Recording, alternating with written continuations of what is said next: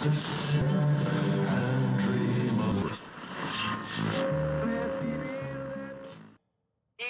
ladies and gents. Step right up and lend me your ears because tonight we're taking a stroll down the shadowy alleys of mystery and mischief. The air is thick with whispers, and I've got a stack of tales hotter than a speakeasy on a Saturday at night. Grab your seat, pour yourself a tall glass of dealy water, and prepare to tiptoe into the unknown. The broadcast is live, the lights are low, and the stories, well, they're just dying to be told. Now, tonight is going to be a 1-hour special due to past recent cancellation due to weather phenomenon that has caused me to have some technical difficulties. We have about 8 stories to tell today, and some of them you may have heard, or some you may have not. Now, first, let me find my list, because I have way too many, and okay, is this...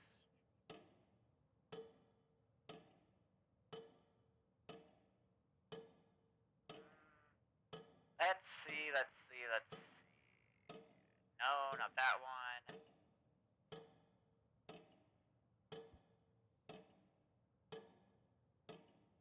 I think... Nope.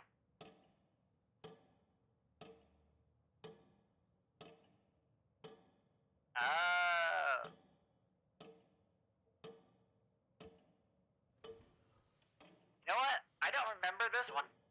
I think we're gonna start with this one. This one might be... Actually, no.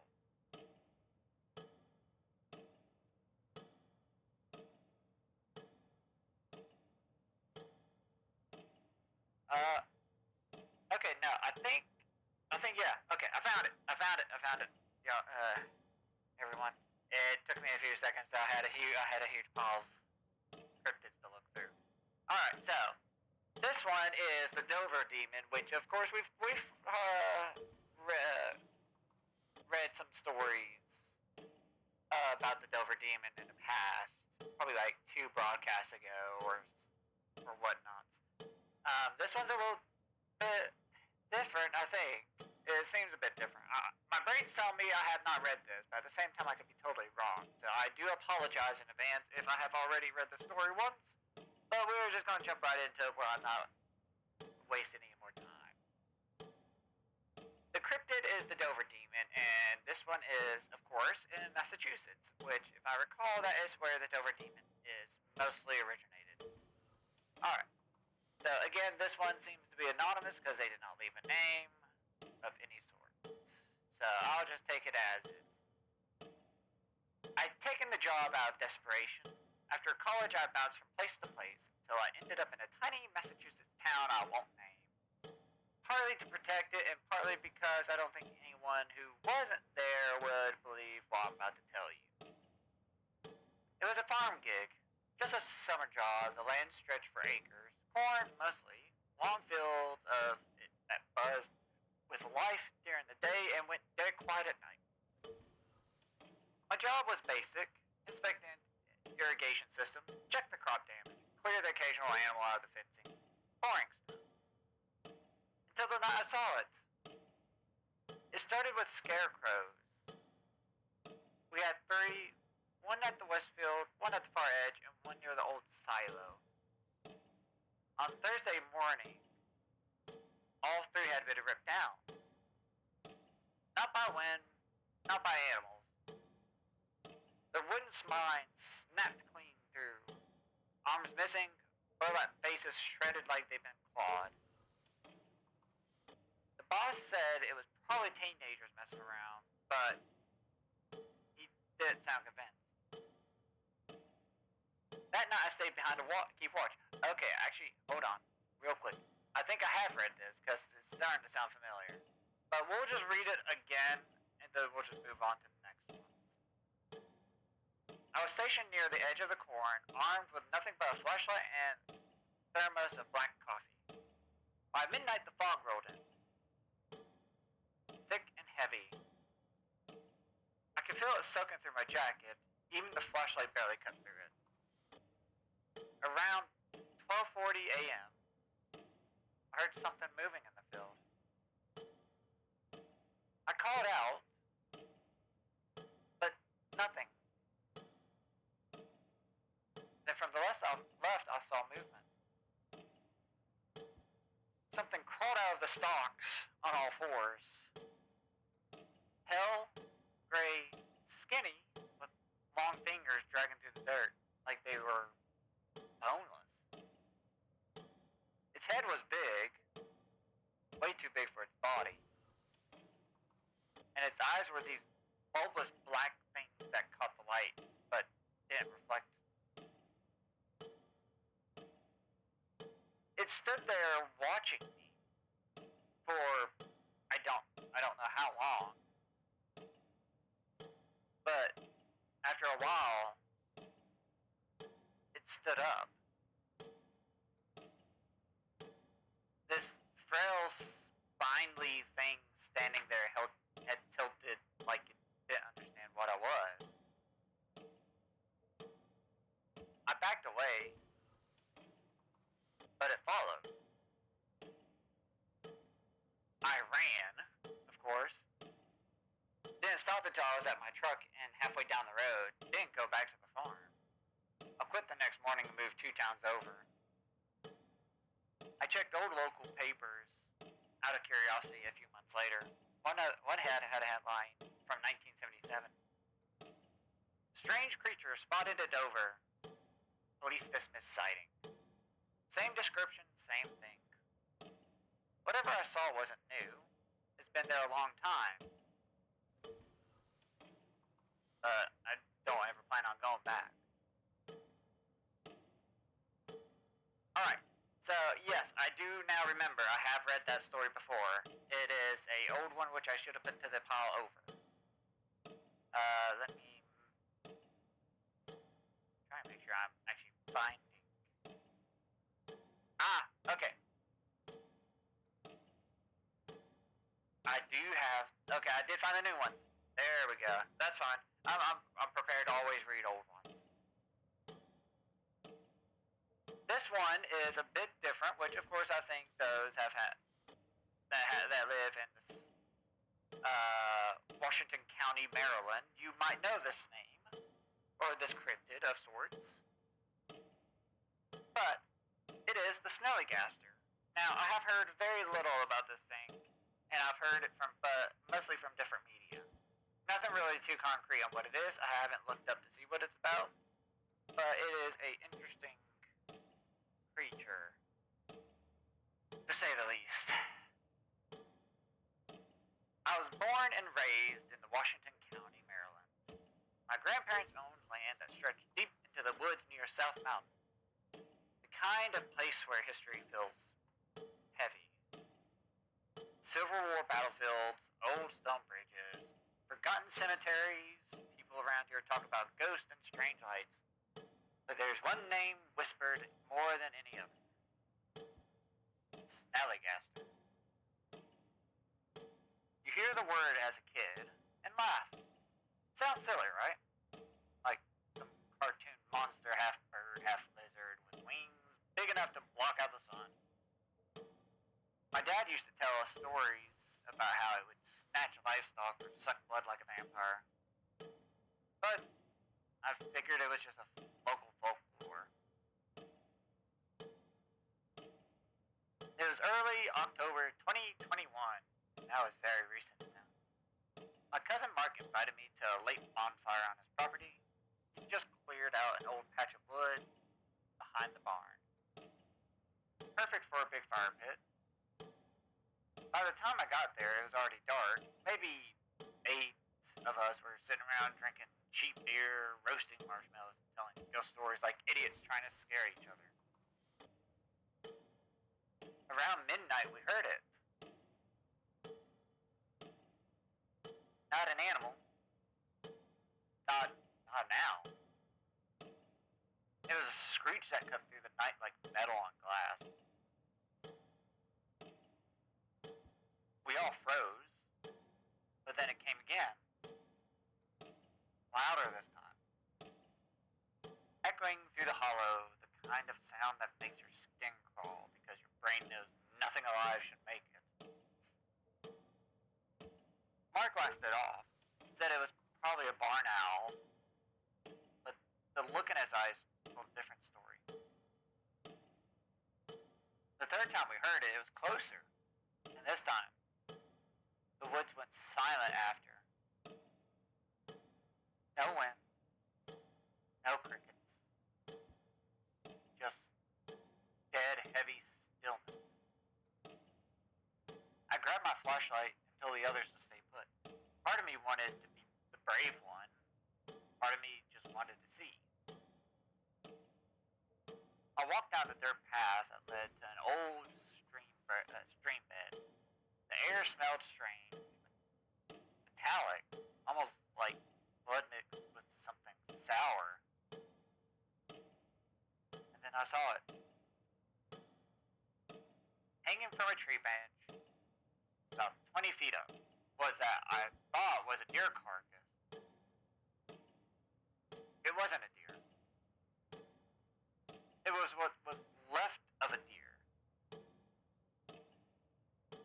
Skin flayed open, ribs gleaming white under the beam of my flashlight. And all the blood, gone. Not spilled, not pulled, just gone, like it had been sucked out. That's when the noise came again. But this time, it wasn't far away. It was above me. I looked up, and I swear to God, I'll never forget what I saw. Wings. Enormous wings, stretching wider than my truck. A body like a nightmare. Part reptile, part bird. Slick black feathers, and scaled flesh. Its head was long, like a dragon's skull. And from its jaws hung teeth like knives. Worst of all were the eyes. Two glowing, molten orange orbs that locked onto me and didn't blink. It dropped from the branch without sound. And I ran. Branches whipped my face. My lungs burned, but I didn't stop. Behind me, I heard the rush of wind. Not like flapping, but like something slicing through the air or silence. I burst back into the clearing, screaming at everyone to get inside. They laughed at first, but then heard the screech overhead. So loud it rattled the bottles by the fire. We piled into the barn and killed the lights. Sat there in the dark and listened to it circle. Once, twice, 3 times. Then nothing. By dawn it was gone. We walked back to the fire pit. Everything was fine, except the deer carcass was gone, and in the dirt near the edge of the woods were tracks. 3-toed deep, like something heavy pressed into the earth. The prints led back into the forest and stopped. People ask why I don't go out to Mark's place anymore. I tell them I'm too busy. But the truth is, every time I hear a hawk scream or a tree creak in the wind, I just can't stop and think about that creature. Alright, that seems to be it of that one. And I have to say, that is an interesting description of a creature that, realistically, I think we would have seen by now. Don't get me wrong, I still find it interesting because it is a cryptid, and who knows, it might have some very mystical properties that we won't ever understand. But just with the little bit of detail we have, and what I have not known anything about, I have to say that is very mild. I find it still interesting, though.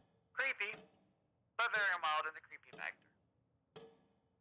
But it looks like we also got a second one about another Snallygaster sighting. Though, again, anonymous as well. So, this one is called The Sky Went Dark. It was supposed to be an easy job. I worked for a power company in Maryland, and last March we got reports of outages near a stretch of back roads of Octon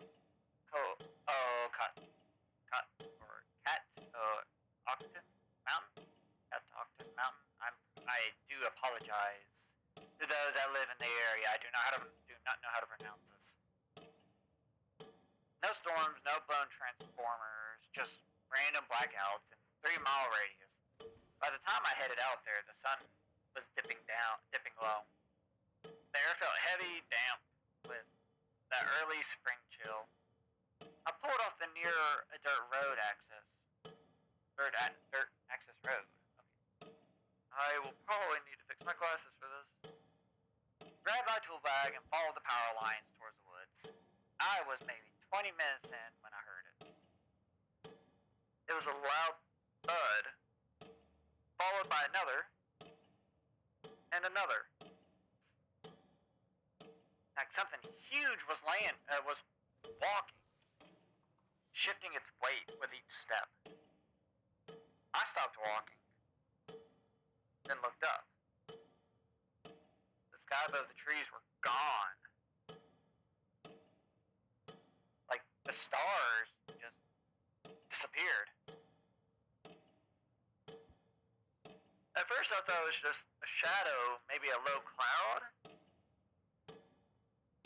Then it spread its wings. The thing floated between the treetops like it didn't weigh a thing. Its shape was jagged and unnatural, like a vulture stretched out into something crueler. The head was long, and those eyes, they glowed orange as brake lights in the dark. I killed my flashlight and stood perfectly still. That's when I smelt it. Rot. Sweet and foul, like something dead bacon in the sun. And then I saw what was in its claws. A goat. Or what was left of one. Just a limp, gray-shaped blood dripping in long, lazy strands that...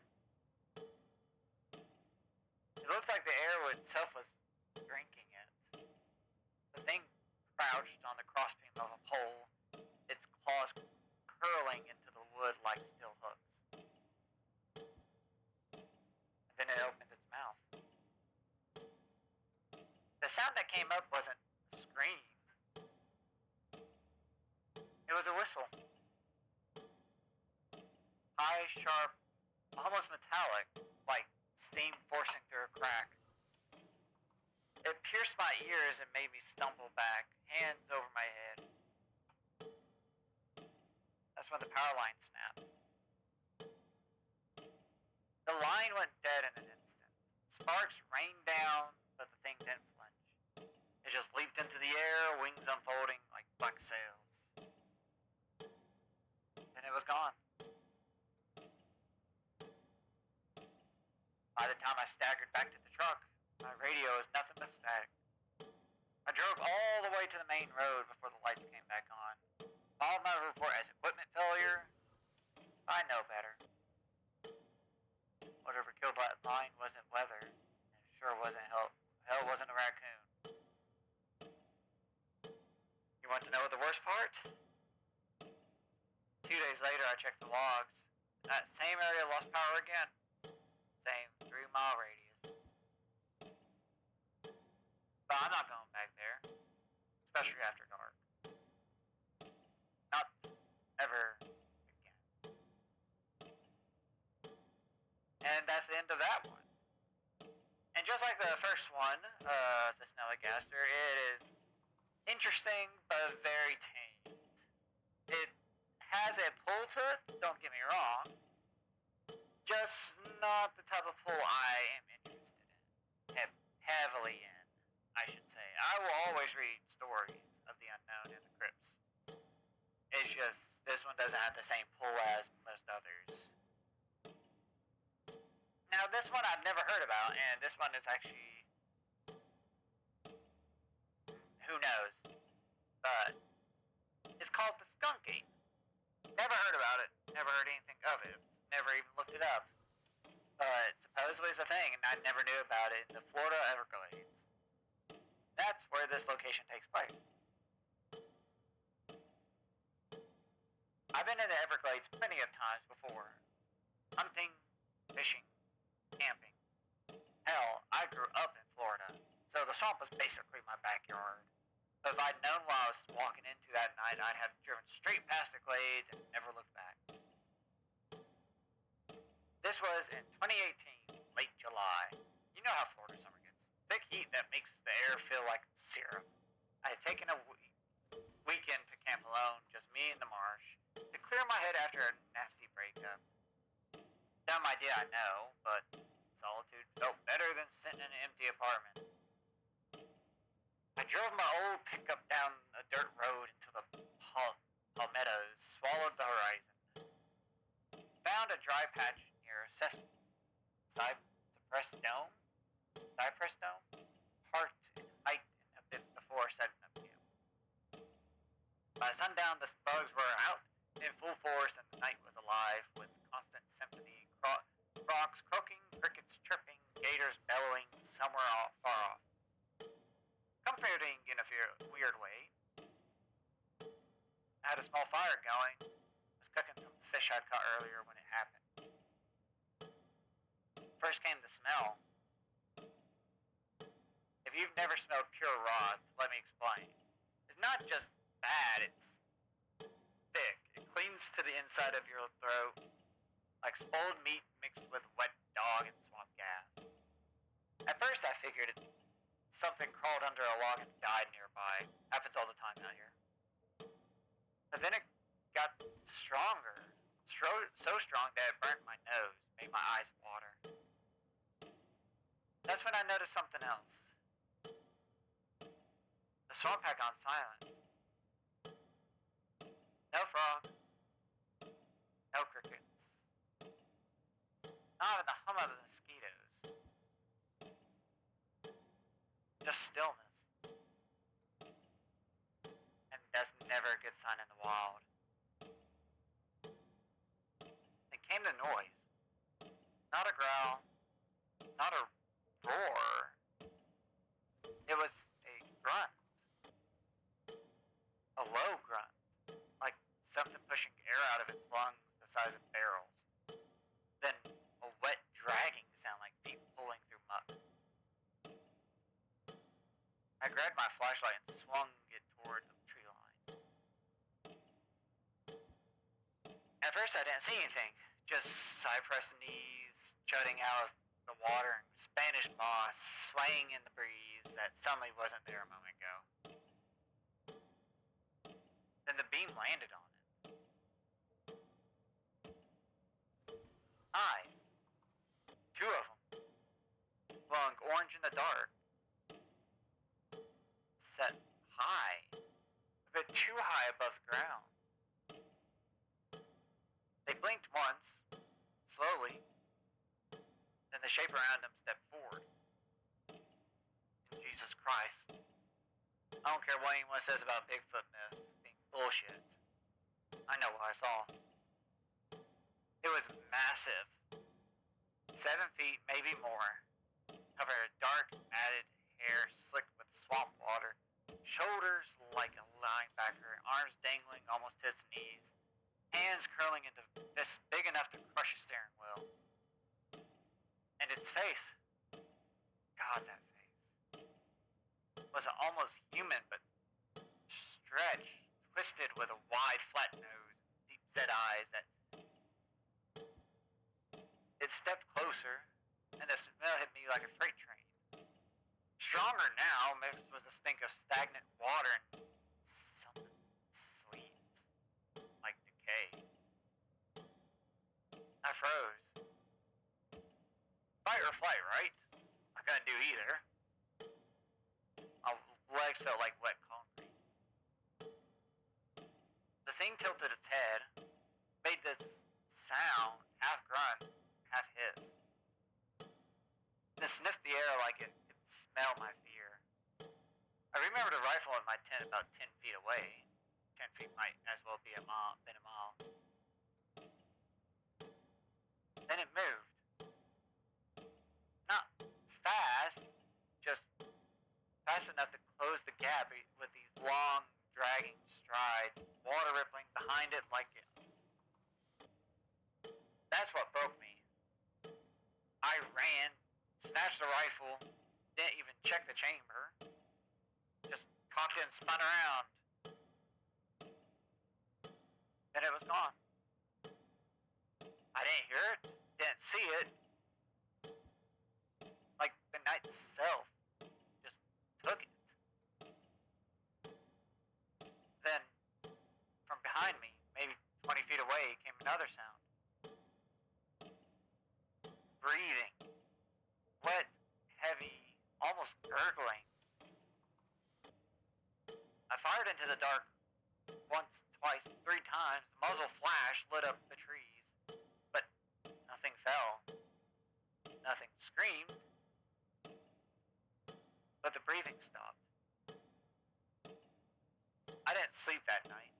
Didn't even sit down, just waited. Rifle shaking in my hands, every rustle making my gut clench. At dawn, I packed what I could and bolted. Didn't care about the tents, the food, nothing. But before I left, I saw something that still makes my skin crawl. On the other side of the clearing, near the edge of the water, were prints. Huge, barefoot prints.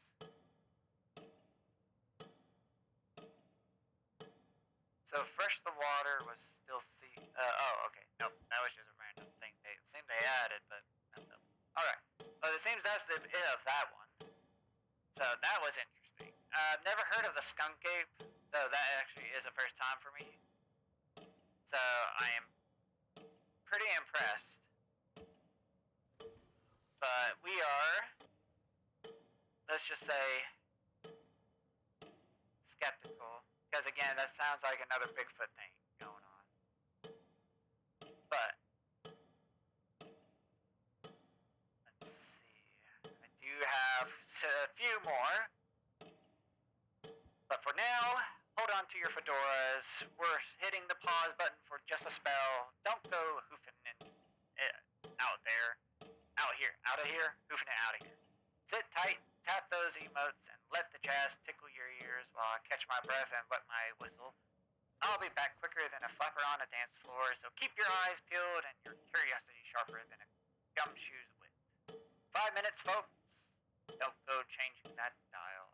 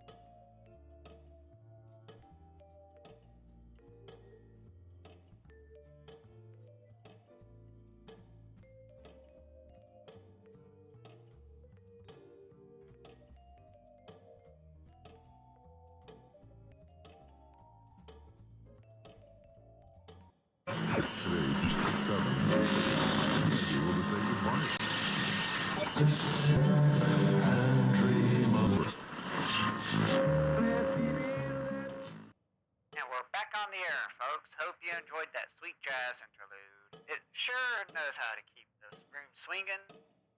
Now let's get back to business. That brought us here. Tales to chill your bones and rattle your nerves. Pull up close, don't be shy. We've got more stories hotter than a speakeasy on payday. Ready to dive back in? Let's roll, cats and dogs. Now back on to... Oh god, I gotta go through these. No, I think I have them. I have the few papers. Never mind. I was overthinking it. Hold on. I have it. I do have it. Just making sure I don't lose it. Alright, found it. There we go. Now, we have talked about this creature before in the past, but this one might be probably a bit different. Now, looks like we got two stories on this creature in probably a few different areas. Two different areas. And we all know this name, the Wendigo. Now, this is a personal interest of mine, due to the kind of mystery behind the creature. But let's jump right into it. And once again, no names, they got a location, northern Minnesota, winter 2017. Alright, let's jump right into it, shall we? I grew up near the Boundary Waters, deep in the North Woods of Minnesota. Winters there are brutal, weeks of freezing cold. Snow is so deep you sink in if you're not careful. We've learned early on to respect the forest. It can be beautiful, but it's unforgiving. My grandpa used to tell me stories about the Wendigo when I was a kid. Said it was a spirit born from starvation and madness. A creature that devours everything it touches, body and soul. I thought it was just old folklore until the winter of 2017. It was one of the coldest nights I can remember. I was trapping with a couple of friends, just small game rabbits and squirrels to get through the winter. We camped in a small cabin powered by a wood stove miles from the nearest road. Around midnight, a strange wind kicked up outside. Not a cold breeze, but something that made the pine trees groan, like they were in pain. I don't know why I raised my voice there. Oh no, I was moving. Oh, my bad. The animal stopped calling, the forest went silent. And we heard it. A low, gurgled growl from deep in the woods. One of my friends swore it sounded like someone dragging their feet through the snow. Another said it was more like a whisper, breathless. We stayed inside, door was locked, but the sound kept coming closer, circling the cabin like a predator stalking its prey. Suddenly, the temperature inside dropped. Our breath fogged the air, and the fire sputtered, then went out. In the dark, we heard scratching at the door. Then a voice, low, broken, and desperate, whispered from the shadows. Hungry. So hungry. The cabin shook like something heavy was leaning on the walls. We grabbed whatever we could, axes, knives, and huddled in the corner. When dawn finally came, the snow outside was trampled. Massive irregular footprints leading off into the forest. And in the morning light, we found something chilling. Deep gouges in the trees around the cabin. Long scratches that looked like someone or something had tried to claw its way in. We left the woods that day, and I don't know what came for us that night, but I know one thing. I will never go back into those woods again. Now, that was a more shorter story. It was still interesting, but short. And that actually did kind of give me a little chills, due to the fact the Wendigo is a very mystical creature that is not really heavily... At least I don't hear a lot about it anymore these days. But That's probably just me not finding the right papers, channels, tellies, and whatnot. But we got another one. But this one is in Quebec, Canada, January 2015. I worked as a park ranger in the remote forest of Quebec. The winters were merciless, days barely longer than nights. The temperatures that made your skin sting if you stayed outside too long. We heard the stories from the local First Nations. The Wendigo was a cautionary tale, but sometimes the stories are warnings. One night I was on patrol near a trail that led to an old logging cat. The moon was hidden behind thick clouds and snow fell steadily, muffling everything. I spotted footprints in the snow. Huge, but unlike any animal I've seen.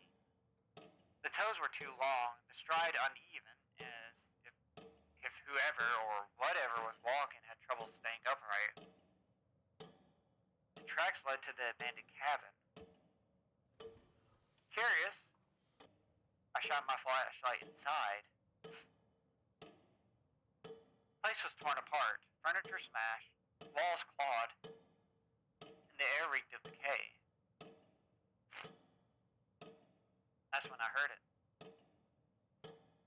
A low moan from the woods behind the cabin. I swung the light towards the trees. Something was moving there.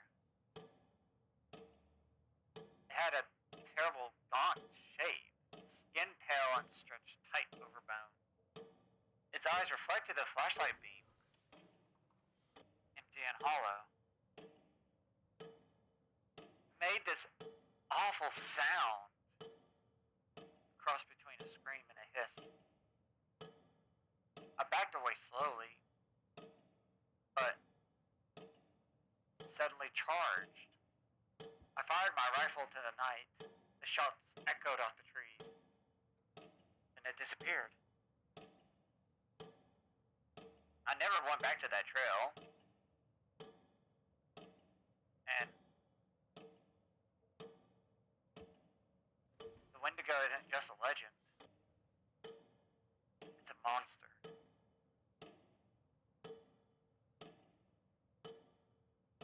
Now, that one was a bit... I feel like it could have been written a little better. But it was still pretty interesting. It was still pretty creepy, don't get me wrong. I still found it creepy. Just... could have been a little better, written a little better. Alright, on to the next one, and this one is actually pretty new to my knowledge. I've never heard of this thing, and I don't... Is that a New York thing? Okay, upstate New York. Okay, interesting. The City of Dreams. Huh. I have never heard of this creature, so I'm kind of stumped on what to say about it. I don't really have much 2 cents in this thing. Besides the fact that hopefully this actually catches my attention. And I hope it catches yours as well. Alright. Let's jump right into it. I grew up near the... Oh, Lord Almighty. I will never be able to pronounce this. Do forgive me for pronouncing this wrong. Near the Adirondacks, place full of old legends and thick woods where the fog rose in like a living thing. One story that stuck with me from childhood was about the flying head. The giant monstrous head with flaming eyes and huge wings, said to hunt the skies at night. I never believed it. It was late October, just after Halloween. My friends and I decided to camp near a small lake. Away from the noise and the lights, the air was sharp with the coming cold, and the trees were mostly bare. Their branches scratching the sky, we set up camp, lit a fire, and told the stories until the embers glowed low. Around midnight, I stepped away to get some water from the lake. and the air went still. Too still. No crickets. No owls. Just silence. Then out of nowhere, the sky lit up.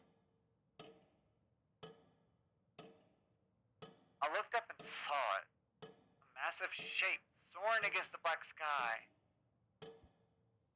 It wasn't a bird. And it wasn't a plane. Okay, whoever wrote that really just tried to slip that in there. It was a huge disembodied head. Eyes blazing like molten fire. Mouth wide with sharp teeth that gleamed in the moonlight. Its wings were enormous, leathery and spread wide like a bat's beating slowly and powerfully. The thing let out a scream. A terrifying guttural roar that rattled my bones and made the water ripple like a storm had struck. I dropped the bucket and ran back to camp, heart hammering. I burst into the firelight just as my friends looked up, their faces pale. "Did you see it?" I gasped. One of them nodded, wide-eyed. For the next hour, the creature circled above the lake, its fiery eyes cutting through the night. And every time it screamed, the woods would seem to shudder, and the fire flickered wildly. We couldn't move, couldn't speak. Eventually it vanished, as suddenly as it came, leaving behind only the echo of its screams in a sky that seemed darker.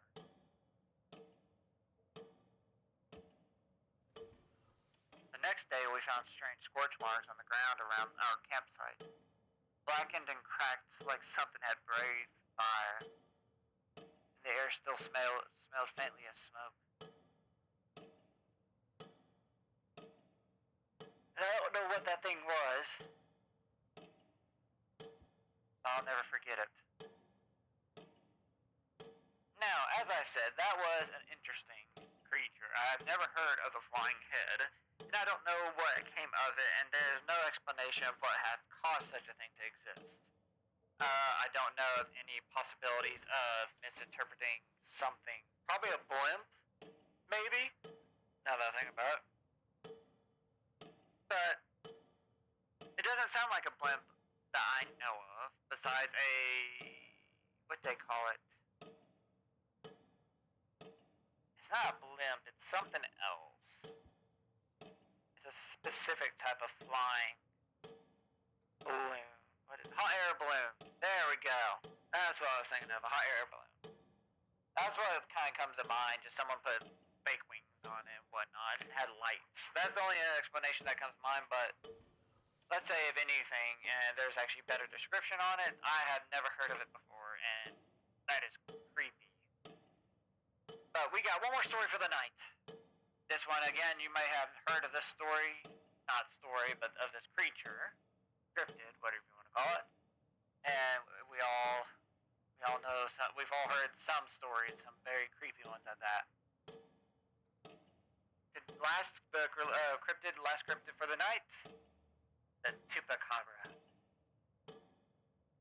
Location, Royal, Texas, summer of 2018. I grew up on a ranch outside a tiny town in West Texas. Out there you learn to deal with the rattlesnakes, scorpions, and the blistering sun. But nothing prepared me for the night that goats went silent. It started a few weeks after a string of strange livestock deaths hit the country. Farmers kept finding their animals drained of blood. Oh, I do apologize, everyone. The yawns have caught me off guard today. No marks except for a few punctures, small but sharp like fangs. Rumors swirled around about a creature called the chupacabra. I thought it was just stories until I saw it. It was a hot July evening. I was out checking the pens after dinner. The sun was sinking, painting the skies red and orange. And that's when I noticed the goats were unusually quiet. Usually they'd be bleeding, restless. That night, not a sound. I stepped closer and saw the first dead goat. Its eyes were wide open, staring blankly at the sky. The body was drained. No blood, and no sounds of a struggle. I called for my dad, but by the time he came out, 2 more goats were dead. We decided to set a trap. We left the pen unlocked and hid nearby, armed with flashlights and a rifle. Around midnight, I saw it. A creature crouching near the fence. It was small, maybe 3 feet tall, but fast. Covered in coarse, dark fur, with spikes running down its back. Its eyes glowed red, reflecting the flashlight's beams like embers. The face was alien-like. Elongated snout, sharp teeth, and nostrils flaring as it sniffed the air. I held my breath as it crept towards the goats. Then without warning, it leapt. I fired. The creature screeched, a sound like metal scraping concrete, and it vanished into the brush. We found traces of blood on the fence. Claw marks gouged into the wood. The next morning, the goats were all alive and well, except for the ones that had died earlier. I don't know if that thing was a chupacabra or something else. But whatever it was, it hasn't come back since.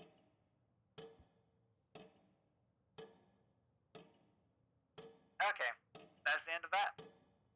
That was interesting, and it does sound like they have run into something similar to what I have read up on about this creature.